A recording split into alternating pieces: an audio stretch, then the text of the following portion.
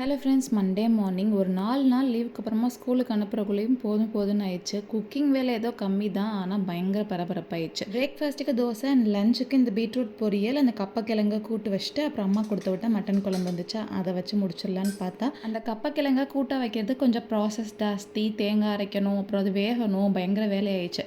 அதுக்குள்ளேயும் ஒரே பரபரப்பாயிடுச்சு. என் பையனை கிளப்புறக்குள்ளேயும் ஒரு ஜூஸ் குடிச்சாதாண்டா அடுத்த வேலை பார்க்க முடியும்னு சொல்லிட்டு ஒரு சாத்துக்குடி ஜூஸையும் போட்டு குடிச்சிட்டு இதை கட் பண்ணிவிட்டு பீல் பண்ணுறக்குள்ளேயும் பார்த்தா அப்போவே வந்து லைட்டாக டேமேஜ் ஆகிடுச்சு. ஒரு 2 நாள் வச்சுருந்தா கூட சுத்தமாக வேஸ்ட் ஆகிடுது. சரி இன்றைக்கே வச்சிடலான்னு சொல்லிட்டு சும்மா வச்சும் அப்படியே வேக வச்சு சாப்பிட்லான்னு சொல்லிட்டு உப்பும் அண்டு தண்ணி மட்டும் சேர்த்துட்டு குக்கர்லேயே வச்சிட்டேன். அதுக்கு நடுவில் என் பையனுக்கு பிரேக்ஃபாஸ்ட்டும் கொடுத்தாச்சு.